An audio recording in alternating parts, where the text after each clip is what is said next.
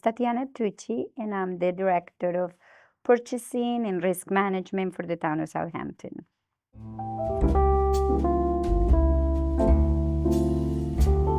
I was born and raised in Colombia. I came to the United States when I was 22 years old. I have 4 children, 3 girls and a boy. And I have been living in the East End ever since I came 25 years ago.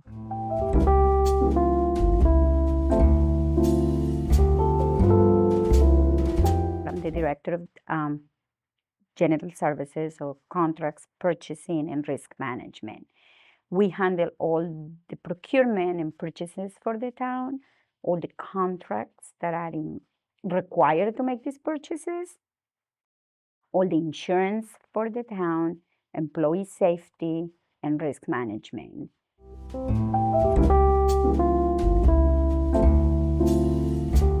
I have to admit that, when you come to a different country, you don't know the language. Really, your career path is dictated as to, what position you can get in, right?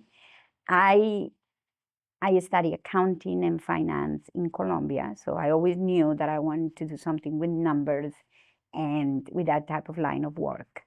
But when I came to the United States, obviously I didn't speak the language, so I couldn't do that. So I zigzag a little bit, right? I worked at a deli, I cleaned houses, I did everything that I needed to do just, to provide and put food on the table. I was a single mom. I got a chance to work at a school district as an office assistant. And from that moment on, I fell in love with civil service. And I knew that that was going to be my career path. And so I zigzagged a little bit. I left the school. I worked for a lawyer for a year and a half. And he actually sent me to get my paralegal degree. And then after that, I knew that I wanted to go back to civil service. So that's when the opportunity with the town opened up. And I was hired to be an associate administrator for, back then, the Director of General Services. He retired. I kept zigzagging. I went to one department, another department, keep learning about what the town, what the town do, what are our functions. And last year, I was fortunate to be promoted as a director.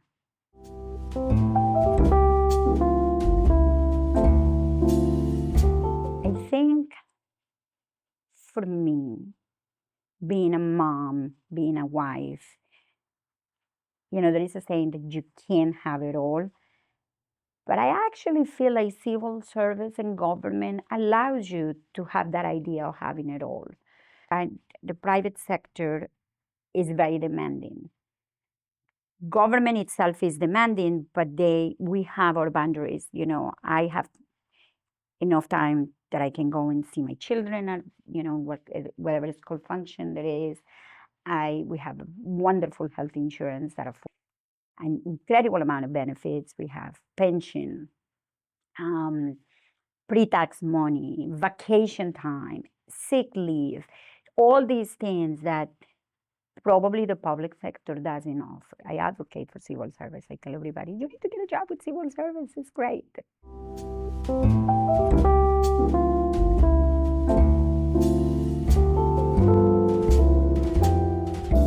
Yes. No, number one, study. Prepare yourself. Number two, look for something that brings you passion.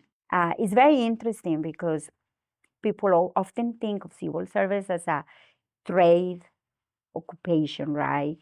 But we have tons. There are like probably 2,000 titles within the county: doctors, engineers, nurses, accountants, managers, police, anything that you can dream of. I think there is a title in civil service.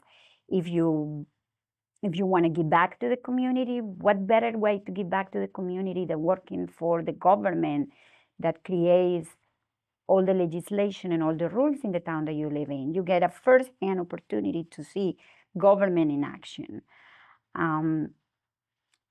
I mean, the list goes on and on and on. I mean, you work Monday through Friday most of the time. You get excellent vacation, like I said before. And you have also mobility too. It's not that you're going to do this role for 30, you started as whatever, office assistant, and you're going to be an office assistant forever. There is mobility. And there is another factor. So if you're not into college and you feel like you don't want to do a 4-year program, you can always apply for an entry-level position and make your way up just by taking the test, by learning that specific set of, set tasks that are asked for you to do. So it's room for everybody.